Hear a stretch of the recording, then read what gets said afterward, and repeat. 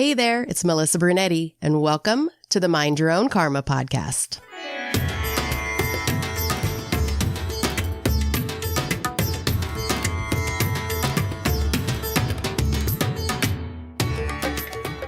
Hey there, Karma Crew. Thanks for joining me for this episode of Mind Your Own Karma Beyond the Bandage. I want you to know that if you press play on this particular episode, I know one thing about you. You believe that love, connection, and healing don't end at loss. Today's guest, Lisa Winters, brings a deeply sacred offering to the world. She connects grieving mothers and families with their spirit babies, helping them move through grief, find peace, and discover new depths of themselves along the way. After the heartbreaking loss of her seventh child in the womb, her life took a powerful turn. Through a spontaneous spiritual awakening, she discovered she had the ability to communicate with spirit children and became a self-taught medium. Today, she offers this connection to others through Children of the Cosmos, making this healing accessible to all through donation-based sessions. If you've experienced loss, or if you've ever wondered about the unseen threads that connect us across realms, this episode is for you. It's time to rip off the bandage. Let's dive in. We're welcoming Lisa Winter to the show today. Hi, Lisa. Hi, nice to be here. Thank you for inviting me. Yeah. So I was just kind of telling you that I have been an ultrasound tech for many years and have seen a lot of miscarriages in my day. And I just kind of feel like miscarriages get overlooked as far as it being considered as a child loss. Um, and I think that leaves people feeling very alone in their grief and unvalidated in how they feel about losing a child that's still in utero. So I think what you do is super important, and I'm so glad that you came on the show today because it's such an important topic. Let's start by talking about your story and how did it inspire the creation of your book, Children of the Cosmos?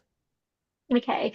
Well, I guess my story really began in July of 2023 when I was going for a routine scan at my local hospital. I was 17 weeks pregnant, and this was baby number seven. So I'd had six previous pregnancies that were all healthy, all textbook pregnancies, I suppose.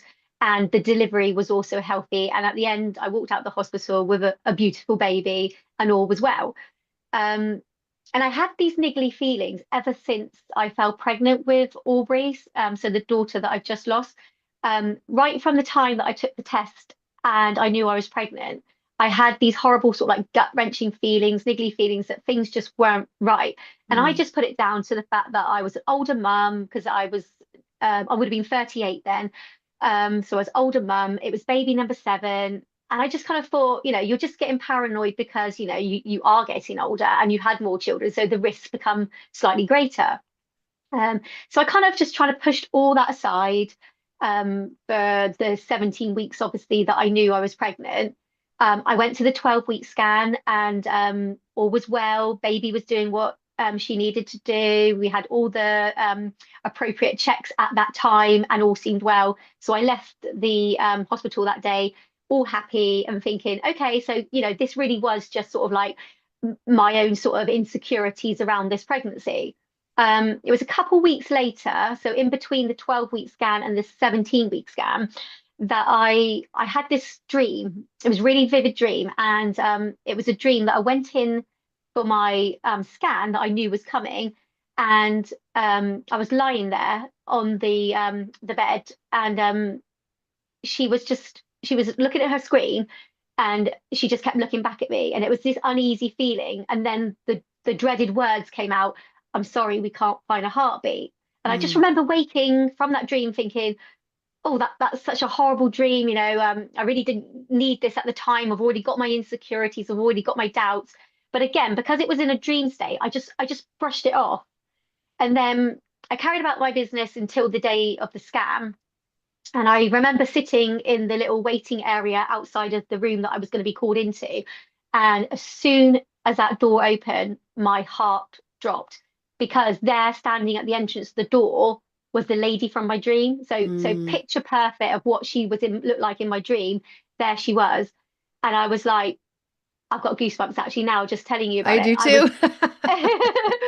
I was I was literally like, okay, you know, I thought, don't be silly, this is, you've obviously just conjured up a person and now you're just making connections. Even though in my mind I was 100% sure, no, this was picture perfect of the person in my dream.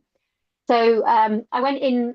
She asked me to lay on the bed. I lifted my top so she could put the jelly on, and they don't often they won't well in fact they don't turn the screen until they've obviously done their check to make sure all's all right, and then here in the UK they will turn it and you get to see the baby. They talk you through anything you want to know, and things progress from there. And just like the dream, she was taking her time, and it was when she made eye contact with me before she even opened her mouth. I literally felt like time had stopped, and I could see, like, when you take that deep breath and you see like the gulp sort of go down, like the windpipe where someone's getting ready to speak or they need to say something important. I Yeah. literally felt like I was seeing that in slow motion, and then I heard it. I'm sorry, we cannot find a heartbeat. And I felt at that moment that the whole universe as I knew it was just ripped away from me. I honestly feel that I suddenly just sank into the void, this dark. I don't even remember how I got home from the hospital to be with my family that day, because it's little bits are coming back now as I Mm. am more on my healing journey. But from that initial time, from where she said, "I'm sorry, we cannot find a heartbeat," it all just went blank, and I sunk into this pit, and I could not see a way out of it. And it was at that time I literally felt like there's no way I could go on with life. Um, I literally remember having my partner say to me, "Oh, you need to answer this call," because nurses were phoning me daily, like 24 hours, because I was put on suicide watch because they were that worried about how Mm. low I had sunk, that they felt the need to can do a continuous mental health check, even though they knew I had my partner and my children. I was very much supported. It wasn't a case of I had to go home from the hospital and deal with this on my own, but they still had those worries because of, like, how disconnected I became from myself. And looking back now, it was actually quite scared. I feel quite scared about myself also, about how disconnected I actually felt I became from the person I was, from my family, and from any existence I actually had at that time. It was Wow. terrifying. Yeah. So how did you come to figuring out that you could communicate with your child? I think that came at my lowest time. We had booked a holiday for my other children whilst I would have potentially been still pregnant with Aubrey. And because of that, we decided to honour that holiday so that my other children still had a sense of family, the normal life that a family could bring. So I went along with my children and my partner. It was like a caravan holiday near the seaside, so it wasn't anything abroad or anything fancy. It was just perfect for the children because it was the summertime.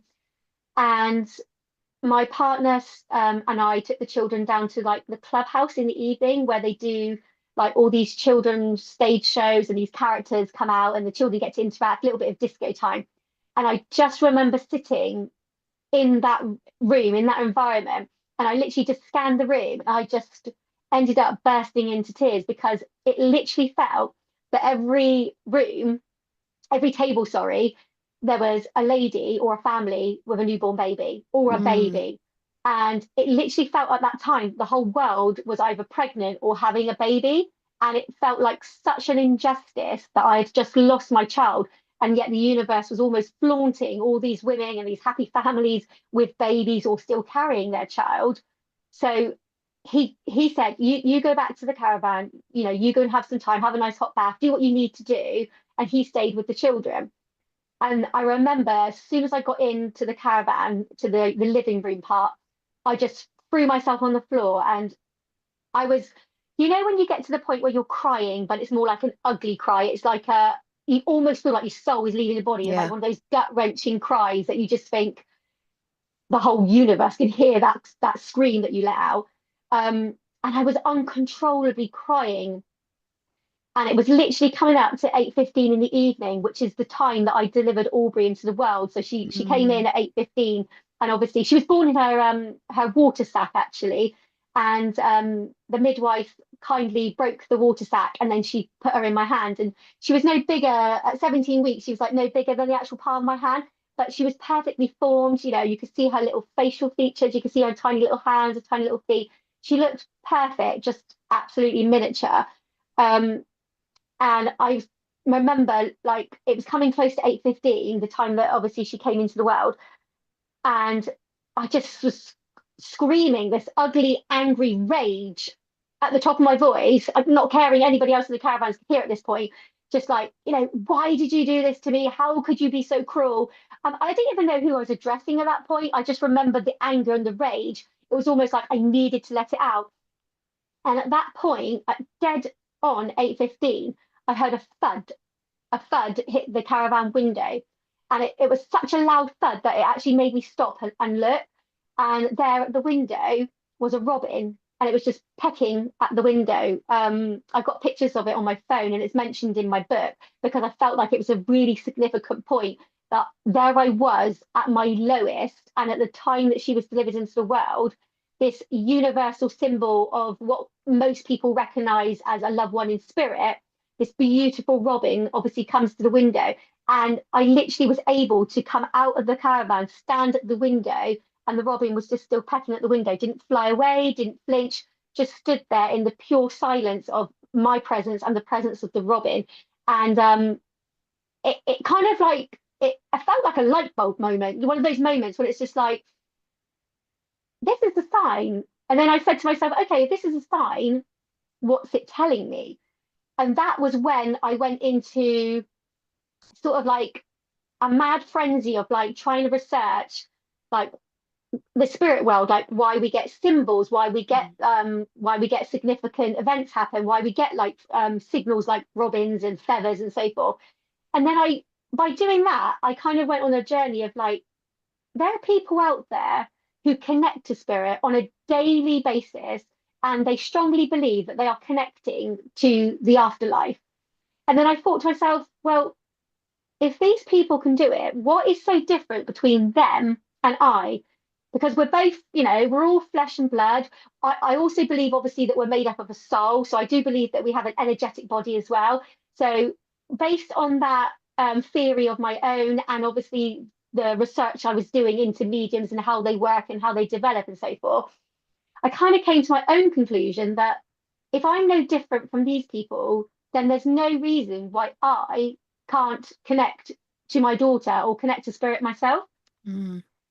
And it was then that I started to research about the importance of your frequency, your vibration, and how the universe basically is all made everything from like from the to liquid to gas to us humans to water, everything has a vibration. That science, science can prove that it all has a Yes. vibration. Hmm. And therefore energy, we are made up of energy ourselves, has a vibration as well. We all carry that unique vibration, and we all work at different vibrations also.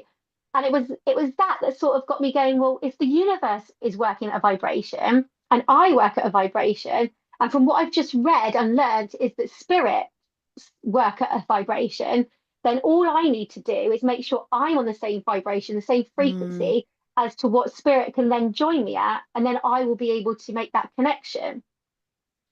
So that then led on to another journey of having to discover ways to raise my own vibration. And that's when I started looking into different cultures, different religious beliefs, and different civilizations on how they dealt with their own version of child loss. Because in lots of indigenous cultures or in other civilizations throughout the period of history that we look back on, they strongly believed in that connection to spirit. And it Hmm. was doing that research. that sort of led me to realize that they like to connect in many different ways. And it was through meditation, through self-love, through shamanic drumming, through dancing, through journaling. There's many different methods and theories that we as humans, we as souls, can connect to the spirit world. We just have to find that method and that vibration that works for us, because it's not one shoe fits all. It really is what works best for you.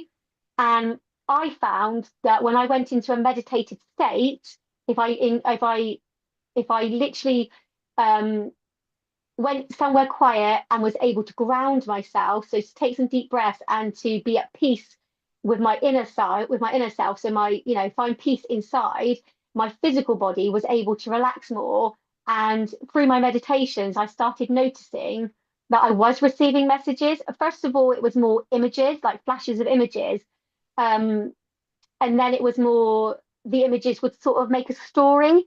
And then eventually I was receiving images and audio that were what I believe to be messages from Aubrey, but also messages from other people's children that are passed on. So other people's children were visiting me, and I was writing these messages. Every time they said something, I'd keep a journal of, because I thought, if one day, if I do connect with that child's parents, wouldn't it be a blessing to be able to pass that message on? So I've got a book that I keep upstairs, that if a spirit comes to visit me, I will always try my hardest to remember the message that they would like me to pass on, as much detail as possible. And and then I found that not only was I connecting to Aubrey and other spirits, but I was having visions of events that I believe haven't happened yet. So, for Mm. example, I'd had a vision of an incident that happened at my other child's school. And it wasn't until 2 weeks later that the very same vision I'd had in a meditative state then turned out to be true. So, with that as my own validation, I kind of started to believe in myself more and realize, okay, well, if you saw that and it's now come true, and you've had other visions that you have later come true for yourself or for your loved ones or for other people you're close to, then you must start believing that these messages that you believe are coming from Aubrey are from Aubrey and from the universe. And it kind of all just started from that, really. Wow, that's amazing. What would you say that you valued most through this experience of loss and now transformation? I think what I value most is, as crazy as it may sound to some viewers, Aubrey's death was actually the beginning of my existence, my living. To this day, I felt so, looking back now, I feel like I was very blinded to the privileges and the life I actually had. And it was almost like I took all of that for granted, that it was just naturally mine and available on tap almost, to have that experience, to have that life. And going on this journey to try and connect with her, it also took me on a journey of self-love. I Mm. realized that the highest vibration that us humans can reach is through love and through self-love. When you naturally love yourself and value yourself, you attract like-minded people that will love and value you too. And that opens your frequency and your vibration to a much higher state. And therefore you are able to communicate with spirit. So I think I value the experience because Aubrey's passing actually taught me the importance of loving myself foremost. And if I Mm. love myself and I respect myself and I'm able to bring that forward into my family, to my friends, to the work that I offer through the community, I'm actually being of a higher service to all those people than I ever was before. Yeah, definitely. So you do sessions and help parents connect with their children on the other side. What do those sessions look like if somebody was interested in doing that with you? They vary greatly based on the client that comes forward, so the family or the mother that would come forward for that. Because I like to meet people where they are, and I'm Mhm. very aware that our healing journeys are completely on different stages. I would never sit here today and say I am healed from the loss of my daughter. I am healing from the loss of my daughter, but I still don't feel like I'm healed. I think it's a lifelong process that you go through, and you learn different ways to cope, and you learn different skills from the lessons that you've learned from that. So each session, sorry, I will meet the mother or the family at those stage of grieving they may be at. So, for example, if they've literally had a recent loss and it's only a matter of weeks, then I literally sit with my client and I allow them, I hold space for them to, if they want to, share their story with me. So it can be as simple as, please share your story. I'm here to hold space for you. There is no judgments. There's no hidden agendas. I literally am an open, safe space for you to share your story and to have your child's name heard and Mm. and almost shared, because a lot of the time we feel that because it's such a taboo subject that we don't feel like our children's names are heard enough and they're not spoken about enough. So I think in the first stages of those sessions, I literally just allow that. I just validate that it's in the importance of bringing your child back into existence, to not forget your child, to not that a mother or a family that's lost has, but it's almost like when we speak of our children, we feel like we're validating them and we're bringing them back into existence for all the other people that may be wanting to like just sweep it under the carpet a little bit. Um, and then I think when they've shared their story and they feel ready, I then like to do work on the self-love. So we go through the syllabus of almost um, talking about themselves. It's almost like I ask them to tell me things that they like or they love about themselves. And then I find with a lot of my clients that they actually focus more on the negative. They can't think of those Mm. positives. So for every negative that they may bring to me, I always try to spin it on its head and say, well, you feel that, you struggle with communicating, but I found that from you sharing your story that you've actually communicated really, really well. And I'm able to understand and almost pick up on the feelings and the emotions that came from that also. So, actually, I think you need to give yourself more credit because you actually are very good at communicating. I like to try and reinforce their negatives with a positive because Mhm. then they are able to slowly feed it into themselves that actually I do matter, my story does matter, and I do need to. It's almost like we take responsibility for our own healing. And I think when they've understood that concept, they naturally just start to love themselves anyway, and it almost just trickles in together. Like they understand the importance of love, and it's almost like it then just attracts to them. They're like, actually, I am allowed to grieve. I am allowed to feel like this. It's not, you don't have to feel that the ugly, raw emotions. For example, when I was screaming on that caravan floor, I was ashamed of it initially. When I told my partner about it after, I was just like, it's not how a 38-year-old woman should behave. But now I'm like, I love myself enough to be like, no, Lisa, you need to validate that. That was exactly where you were at that moment in your healing journey. And that was important. That was important for you to go through that, to experience that, to then be able to go on to the next bit that you've done. So I think when a woman or a family that come to me then get to that stage, that's when I like to introduce them to the different methods of how you can connect with your child. And we do that together. So we it's almost like having a little play. You sort of feed your inner child then because you start to do dancing, you start to journal, you paint together. We do all these different techniques together so they can feel the most comfortable and come back to me and be like, no, I really didn't like that. I didn't feel like that was working for me. And we find ways together that they feel the most comfortable, and then I channel in and I connect in for them that way. And I take them with me on that journey. So for example, if they were painting, they would be doing the painting and I would be doing the guided meditation, and what they channeled through their painting, I would be able to hopefully connect with what I was seeing, feeling, and hearing through my own connection. And we bring that together to get the message that their child is trying to bring forward.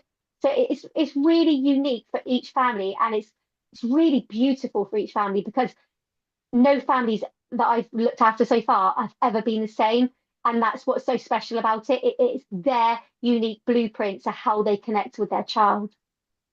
So is this like a series of sessions with you then? Or They can have as many sessions as they like because I don't charge for the sessions. The sessions are on donation basis only. So the families donate money as much as they feel that they can, because then 10% of any book sales that I make from my selling my book, or any money that's donated through any of the sessions that I offer, it goes to a local baby loss charity here in the UK called Towards Tomorrow Together. So I'm trying to do it because I feel like it's everybody's right to be able to understand that this is a gift that they can then keep forever. It's almost like once they've had these sessions with me, they can channel, they can connect in as many times as they want. They don't have to come back for any more. They've got that door open to be able to do it for themselves. And I feel like I just strongly believe that every family or every woman that would like to have that knowledge and that gift, I want to readily make it available for them. Yeah. That is so huge. I keep just getting the word validation, validation, like I was saying before. Um, just like you said, letting them tell their stories and listening, and just giving them that kind of that open door to express, because I think a lot of times it's an uncomfortable subject, even though they might want to talk about it. Other people don't because they don't know how to respond or what to say. And so they just rather not have that conversation. So it's so, so important to have that open door and feel validated and feel like your child mattered. Your child was a person. It was, a part of the And family, and giving you that space to grieve openly without any judgment is, I bet that is so, so healing for people. 100%, definitely. I mean, for my family and how we do that is Aubrey is still very much part of our family, even though we can't have her in the physical and we only have her in the energetic field. She's like, so examples when we have Easter, when we have Christmas, is coming up to the anniversary of her passing. All those events are still celebrated because she's part of our family. She's not going away, and that's I think that's sometimes also what mothers or families feel, that when they come home from the hospital and it's almost like you've shut that chapter, that door's closed. It's like they feel like they have to almost forget, move on. Um, Occasionally they can talk about it or they can bring it up. Quite a lot of women I talk to go to therapy and they feel like the only safe place they can do that is therapy because their friends or their neighbors or their loved ones just don't understand it. And that's very much the opposite to what the message I'm trying to bring out for the women and families that work with me, is that you don't have to be like that with me or around any of the work we do, because here I very much include your child, because my child is very much included still in my life. At Christmas, we still talk about Aubrey. She still has a gift that goes to the grave. And the same with Easter and so forth. And if we don't have a tangible gift, then we prefer to ask for donations, and that donation will go to a charity that looks after children that may be suffering abuse here in the UK. So it always goes in Aubrey's name. So again, she's still living on through another child's happy experience of having a gift that was donated in her name. You know, there is all these different things that we are trying to do as a family to keep Aubrey alive, even though we haven't got her in the physical. We still know as a family that she's still here, energetically, in spirit. Aubrey is still my daughter, and I will still celebrate her every step of the way. Yeah.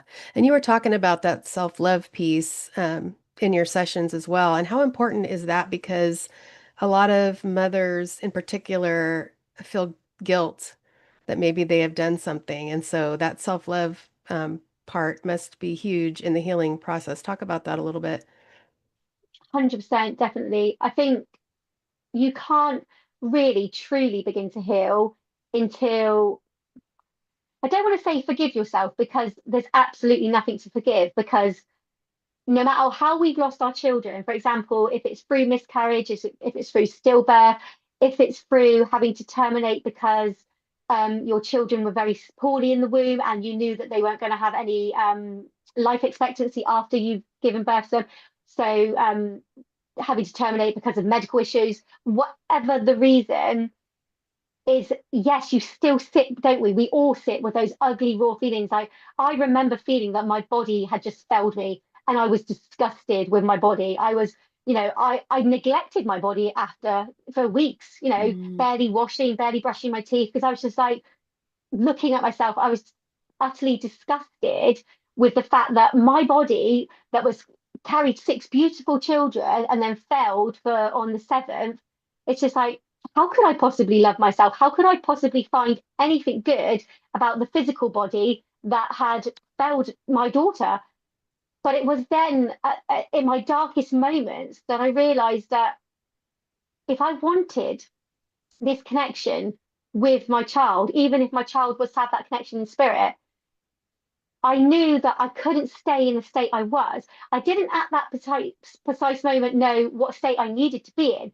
I just knew that I couldn't stay where I was. It was not sustainable for me to stay. I would have ended up, not being alive anymore because I was at the point of self-neglect. My mental health was deteriorating. And I realized that this wasn't helping me. This wasn't making me have that connection with my daughter that I so longed to have because I just didn't want to break that bond. I felt already connected to Aubrey from the first 17 weeks, from finding out I'd the positive pregnancy test right up until then. And I just felt, I'm not letting this go. And I think all women, all families, we come to a point when we realize we don't know what it is we need, but we realize that this isn't sustainable for us to continue in the state we are in. And that's when the self love starts to creep back in. And it might be in the smallest of ways, in the simplest of ways, even as in, like, I remember to brush my teeth today. That Mm. tiny act is still an act of self love because you're then giving back to your physical body something that you know it needs to be able to continue on a healthy plateau. And it was the small things that I then started to reward myself for. So if I actually had a bath that day or a shower that day, I remember getting to the end of the day and saying to myself, you know, well done for that. You didn't want to have that bath, you didn't want to have that shower, but you forced yourself because you knew that it was the right thing to do to help with your recovery. Um, and then I found that the more I was giving myself positive affirmations, that I would start my day. So I'd literally wake up and before I did absolutely anything, I'd sit on the end of my bed and I'd be like, I need to say something positive about myself to say. I said, before you go to the toilet to do your morning wee, and before you go to the bathroom to, freshen up and so forth, just sit there, Lisa, and tell yourself what is one thing you like about yourself. And I know it's not easy, so I'm not going to sit here and pretend to any of your viewers and listeners that this is an easy task at all because it wasn't, and I really struggled. But I forced myself to say, and then I would say things like, I am a good mum. I have six beautiful living children that are thriving and doing well and enjoying life. I am a good mum. And initially, it was like having to, do you know when you got like, you have like a cold and you got like that sore throat and you feel like you got razor blades. I was literally forcing the words to come out because it was Mm. like part of me, part of my soul knew it, but my physical body was just like my ego, sorry, my mind was like, nah, come on, you've just lost a kid. Your body's failed here. And it was that constant battle between my soul saying, stepping up and being like, no, Lisa, you know you're a good mum. You know you're a good partner. You know you're a good friend. And I would force myself every morning to say something positive about myself, like, well done, Lisa. Yesterday you took your children to school and you didn't feel shame. You were able to walk into that playground and you didn't feel like all the eyes were staring on you and everybody knew you'd lost your child. And it's little things like that that were really helping me that I would do at the beginning of the day and the end of the day. So it became like a little ritual for me. And I really believe that those positive affirmations what really kick-started this journey of self-love because then I found that I was almost reprogramming my mind. It was like I was telling my mind that no, you're wrong. I am worthy of love. I am worthy of all these things that I used to have, but actually I'm worthy of so much more. It's almost like I looked at the life I had and the things I would just almost settle for, because we've all done that, haven't we? We've all settled for a life we thought we should have. And now I say to myself, no, Lisa, you are worthy of more. If you can dream it, then it can become your reality. And it's almost, I generally believe that I was almost rewiring my brain, my ego, Mm.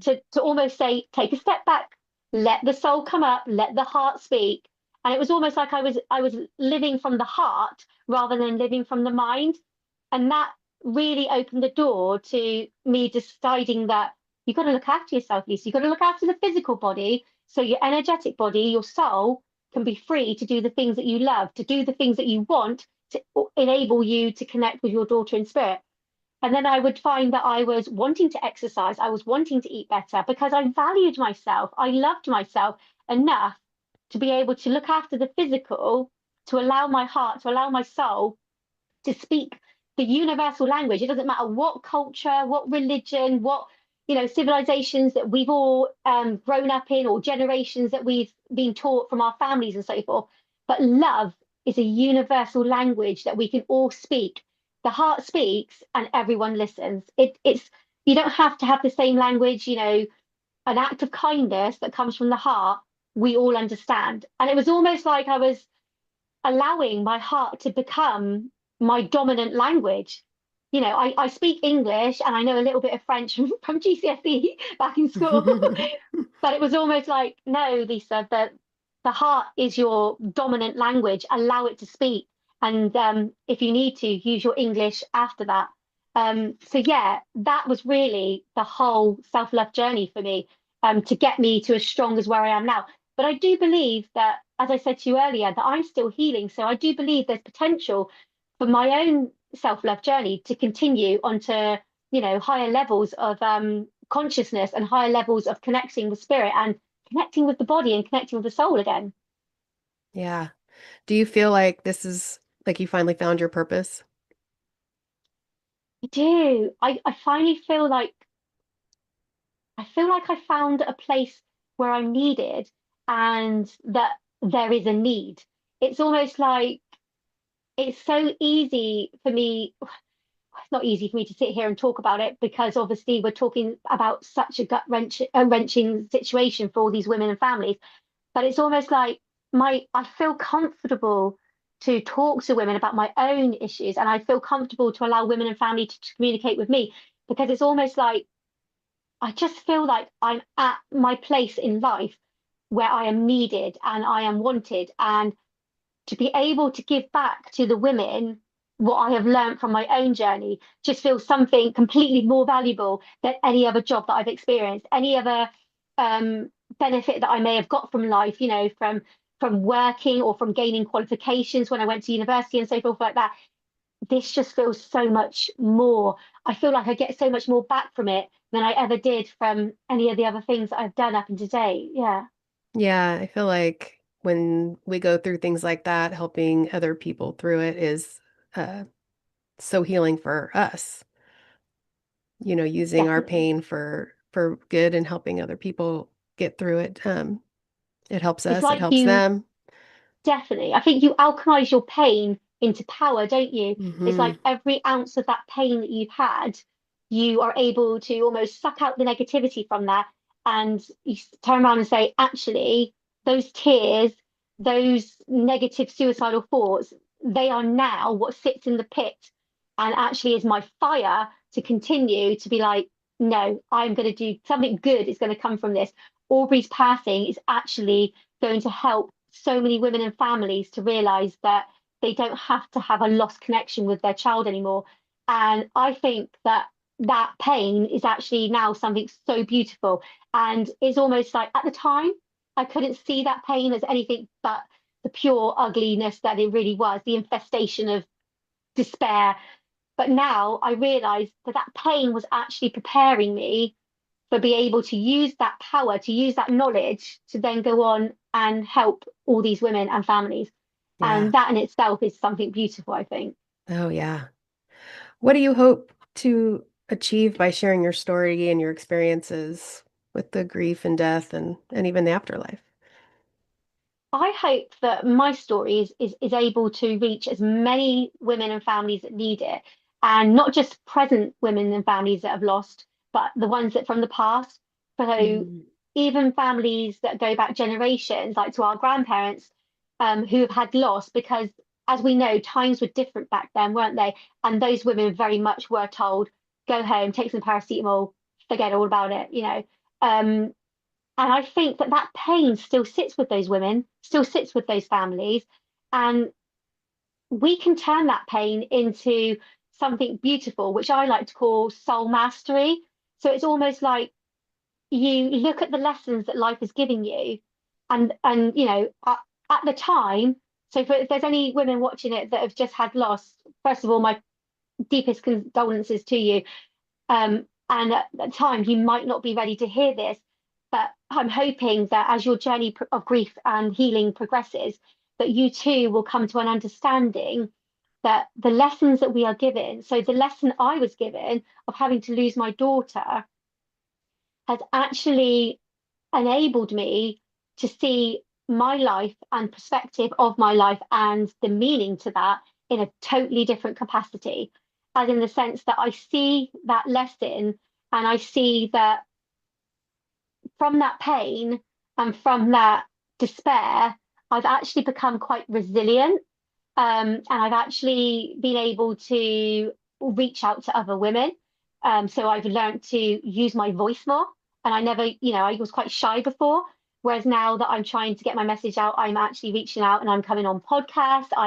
I wrote to a few magazines. So a few magazines have published my article about my story. You know, so if it's my verbal voice or my written voice, but my message is getting out there. And it's like I'm discovering that everything that happened to me leading up to Aubrey's death, before that, and then even lessons that I'm having now, they are all ways that I am learning to become intellectually more mature, as in try to use my live from the heart and not live from the mind. So to not to separate the emotions, because those emotions are important and we do need to feel them. We do need to go through that storm almost to find our rainbow. But it's almost like the alchemy that happens between having that lesson and having that rainbow at the end, where you can look back, like I look back now with Aubrey, and I say, you came to me with a higher purpose. Your purpose was to help me wake me up to the life that I'm meant to have. You was to help wake me up to see that the universe is so much more than I believe it to be. And that is helping my soul to grow, to develop, to the evolution of my soul is constantly raising in vibration, raising in consciousness, because I'm looking at my lessons that life gave me in a totally different capacity. Instead of looking at them as, why is this happening to me? Like that instance when I was crying in the caravan floor and I was like, why is this happening to me? Now I take a deep breath and I say, what am I meant to learn from this? Mm. What am I learning from this experience? And and that's not easy. And that's why I say to any of your viewers that are literally at the earliest stages of having just a loss and trying to negotiate that grief and that healing journey, is I totally validate and respect that you may not be able to see things from that perspective yet. And there may be many, many years before you do. And that, of course, is totally fine for anybody listening. You are on your journey and you are exactly where you need to be on your journey at this time. Um, Yeah. but where I am on my journey, I believe that it's almost like I've I've kind of tried to put a spin on it to see like this didn't happen to me, this happened for me. And what am I learning from it happening for me? Yeah. And it sounds like your daughter had a purpose as well. Definitely. I do Yeah. believe from speaking to other women also who have gone through this experience, from some of the work I've done, so many of us believe that our children come to us for such that short time, because the parting gifts that they give to us is so much more valuable than what they left. So at the time, we feel that they've left a void, a black hole within our heart, and we feel like we're unable to get rid of it. But actually, what we realize is that they've left the gift of their presence, of their knowledge, of their knowing, and we now use that within the work that we do, or for families that who don't work in this field, but just use the knowledge that they've learned from that to connect in for their own, understanding. It's again, it's still a gift to them. They now they don't have their daughter or their son on a tangible physical level, but they still have their daughter and their son, and their daughter and their son is still helping them with the life that they're progressing with now. And that is the Yeah. most beautiful gift that any child could give to their parents, isn't it? Yeah. You said that healing shouldn't be a solo journey. What kind of support systems or spiritual practices would you recommend for those navigating this kind of grief? I think initially, if the first port of call will always be to try and communicate with family, anybody that you're the most closest to. Now, I realise after saying this that not everybody that's going through loss and grief will have a family or even have a close family, because some partners or some family members may struggle with being able to talk about the loss for their own healing reasons, but also because they're frightened of triggering the Hmm. mother that's physically birthed the child into the world. So if you feel that you don't have a family, or you don't have um, friends or anybody that you can connect to just have yourself validated and heard, then I do believe it's important that you try to seek, if you need to, because it's no shame if you need to seek professional help, as in like speak to a therapist or a doctor. But if you don't feel like you need that side of things, and you just need a friend, like a mentor or a peer, someone to support you, then please, by all means, reach out to myself.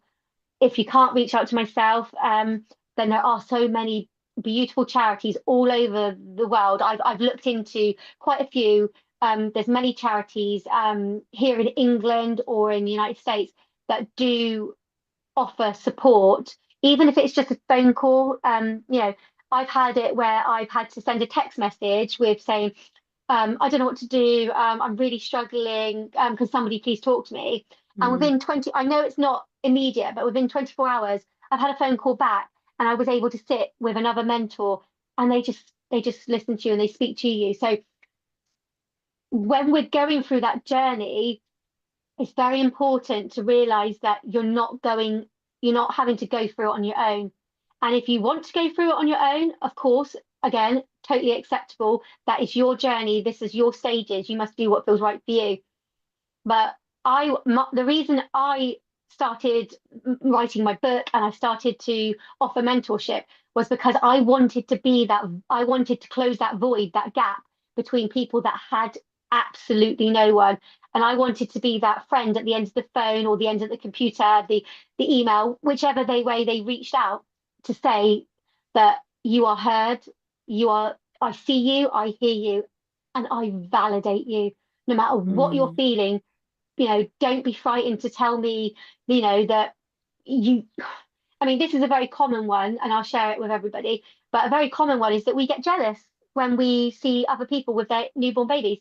We get jealous. We're like, why can't we have that? Yeah. Why did our child get ripped away?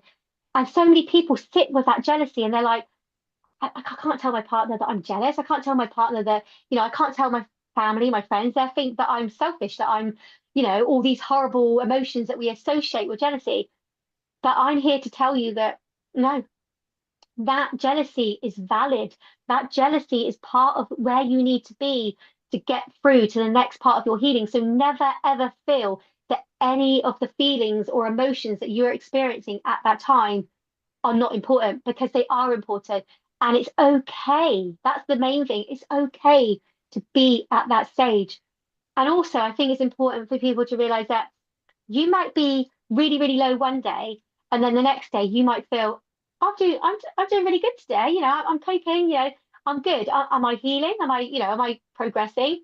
But something, just one small little thing, may trigger you, and you spiral back down, and that also is okay.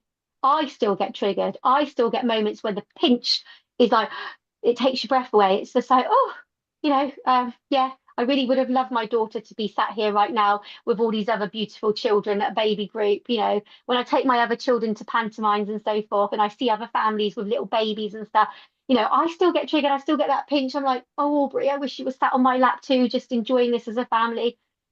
So it's totally acceptable and okay to feel like that. And you must never mix that shame and guilt with those feelings, because if we have shame and guilt, again, that's what makes us human. And to say we are human is the stepping stone almost to realize, actually, I have a physical body and I have a spiritual body. Both are important and both work in balance and harmony together in order for us to make that connection with our children in spirit. And I'm sure spirit, if they're listening to me now, which I'm sure they 100% are listening to me, they would be in agreement to say that you've got to honor your physical body as much as your spiritual body. You've got to nurture your physical body as much as your spiritual body. By nurturing it also means to allow it to feel those human emotions. So Yeah. I totally validate every single one of your listeners, every single woman or family out there that's experienced loss, whether it be present or generations back. Just reach out.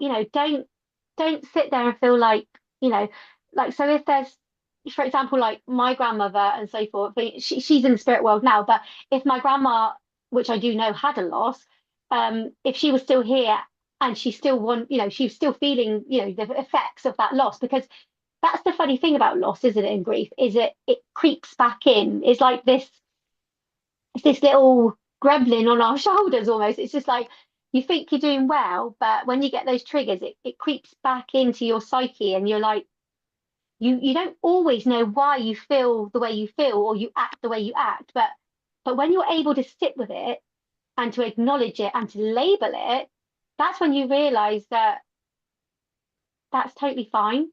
And then when you know it's totally fine to have that, you're able to bring yourself out of it so much quicker. And if I can be that person that sits and just holds a sacred space for another family or another woman to connect with me, because they feel like they need someone, and quite rightly so, we all need someone. It's an honor to sit with these women and families and be a part of their healing journey. Yeah. And you were talking about nurturing, um, even though this is your purpose and you get a lot of validation and healing out of it, it's also deeply emotional work. So what do you personally do to help you stay grounded and protected while you're doing this work? Definitely. I think as empaths, which quite a lot of us are, you naturally absorb other people's emotions. And I mean, to be in this line of work where I am trying to help women with their losses, I feel like I can connect with them literally at the emotional state they are. Because if I couldn't, then I wouldn't be able to tap into their energy and to bring forward those messages for them. I need to be able to connect with their energy and to see where they are. So as an empath, I absorb all those feelings. And of course they do, and they will still trigger me. So for myself, I like to cleanse my energy. And I find there are many ways you can do this. Lots of people will like to sage, or incense, and that's a good way to just to lift your spirits and to cleanse the auric field that you may be in. But for me personally, I've always had a very personal connection to water. Ever since a Mm. child, I've just felt very healed by water. So what I like to do is I have what you call like a spiritual bath. So I run myself a bath or a shower, and I will then ask my angels, or Aubrey, to step forward, and I will literally sit in the bath, or I will literally sit under the shower. And as the water is cascading over my body, or I'm rinsing it over my body, I'm literally saying to myself, and I think what people need to remember is our words are so powerful. Our words hold such a frequency that we literally can change realities. And, science has actually proven this. So I think when I'm saying it to myself and I'm using my thoughts to say that I am cleansing myself from any emotional attachment that may not be mine, and I'm calling back my own energy into my body, and please may I sit with just my energy. I'd like to wash away any energy from the day that is not mine and send it back to the universe with love. I always send it back with love.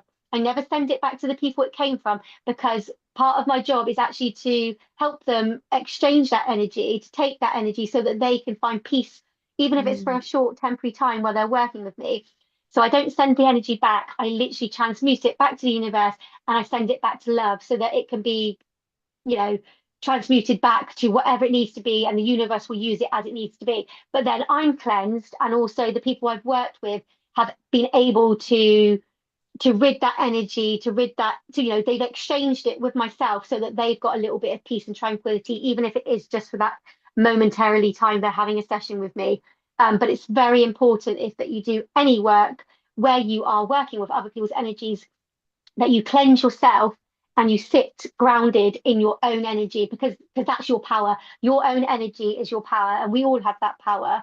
And that's what helps keep me able to continue to have the level of input that I need to have with each client that will come to me. Because it's no good if I'm obviously worn down and unable. They need to come to me, and I need to make sure that I am present and fully ready to be able to work and to communicate and engage with them.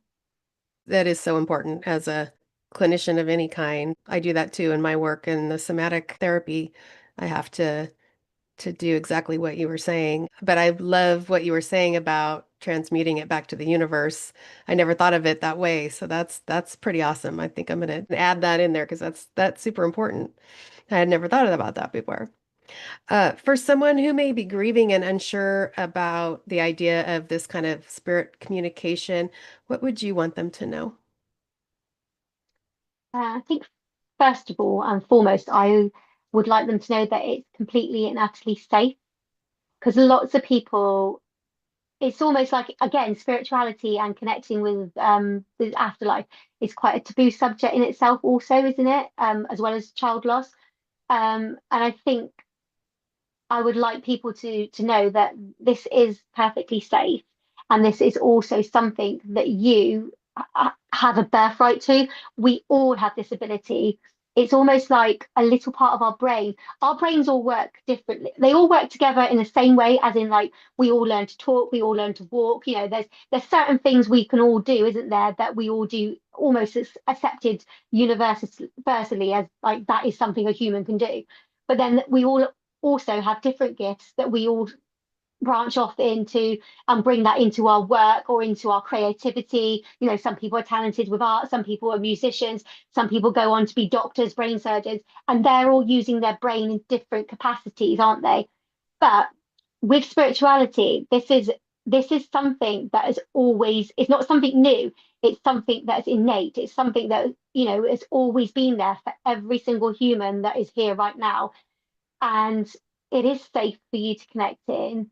I would recommend that you come to somebody like myself, or somebody else, of course, that could show you a healthy way to do it. Because having a healthy relationship with your body, physically and spiritually, is very important, um, for you to help with your vibration and your connection. But also, I want people to really be aware and to be knowledgeable about, this is something that you can do. Every single answer that we need is always within. If you're able to go within, you can find the answers to everything you're asking.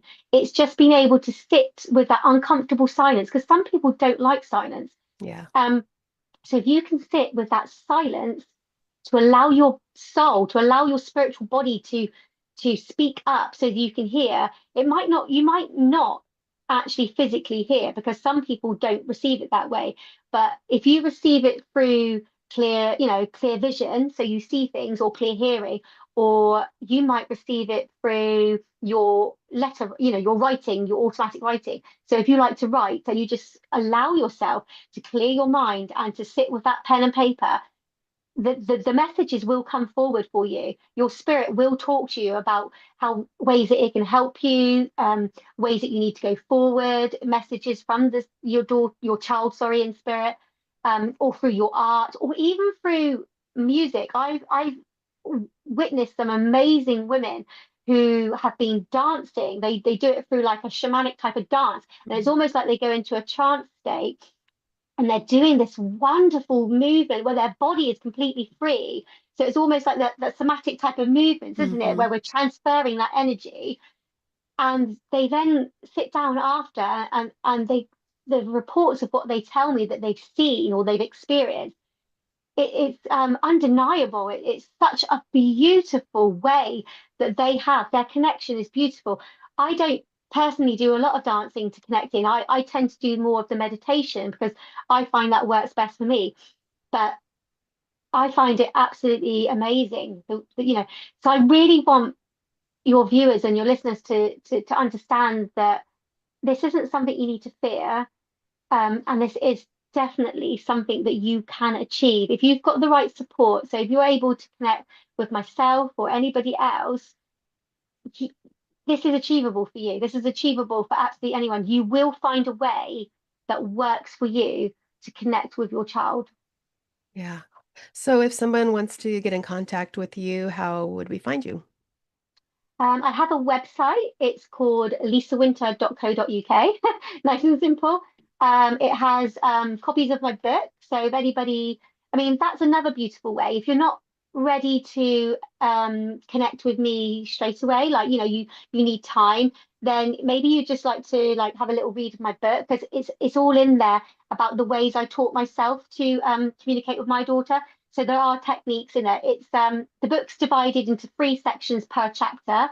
So each chapter is a storytelling of basically what happened right up to when I found I was pregnant to delivery and obviously connecting in with Aubrey. And then there is a reflection of that. So I look back now and I'm able to reflect on why I think that happened, what I've learned from that. And then the third part is a practical exercise that will help you to get ready to connect with your child in spirit. And then right at the back of the book, in the last couple chapters, are the techniques and ways that you can connect in with your child in spirit. So it's almost like each chapter just builds you up to that self-love journey, that self-acceptance, and different techniques so that you can then go on to try these practical techniques to try and connect in yourself. So if women or families are not quite feeling ready to personally reach out to me, then you can purchase a copy of the book on my website. And then 10% again goes to the local baby loss charity.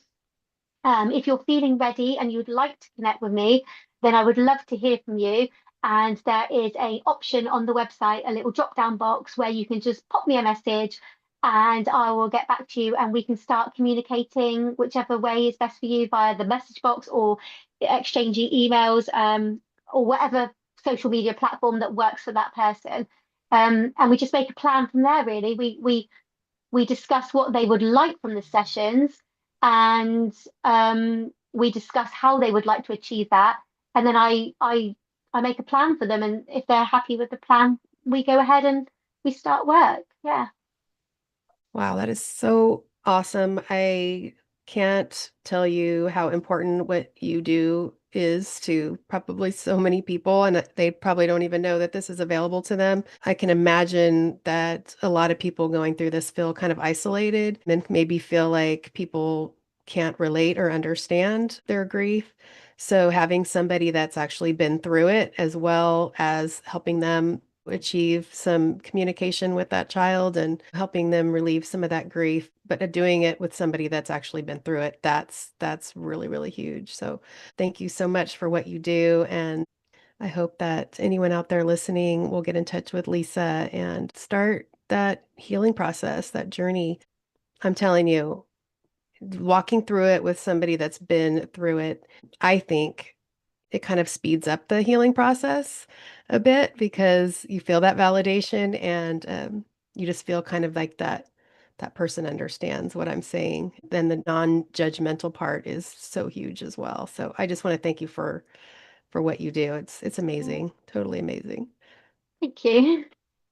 It's I definitely feel like it's my purpose. And I just like to say to anybody else that is listening, there obviously with mentoring, there is an option for the donation, but I don't turn anyone away. If there is a family out there who would like and need my support, then please just send that message because it's not about the donations. Of course, the donations do help the charity, and I am trying to raise money for the Baby Loss charity towards Tomorrow Together, which we have here in the UK. But I don't turn people away. It's not about the money. It's about empowering the females and empowering the families to realize that their children aren't lost and that they can do this. It's bringing that power back to each and every one of us. Yeah, amazing. Thank you so much. Thank you. I hope this conversation touched something tender and true within you. Whether you've experienced loss yourself or you support someone who has, I hope you take away this knowing that grief is not something to just get over. It's something to be witnessed, honored, and alchemized. And as today's guest reminded us, healing doesn't have to be a solo journey. Connection can still be found. If you would like to get in touch with Lisa, her links are in the show notes. If you're seeking support on your own path, I offer somatic mindful guided imagery, a powerful practice that helps you gently connect with the wisdom of your body, your emotions, and your inner guidance system. You can find out more at somatichealingjourneys.com. And if you are a practitioner, guide, or healer with a unique approach to transformation, I would love to hear from you. Apply to be a guest on Mind Your Own Karma by emailing me at mindyourownkarma@gmail.com. As always, Karma Crew, take what you need and leave what you don't. And always remember to mind your own karma. I'll see you next time.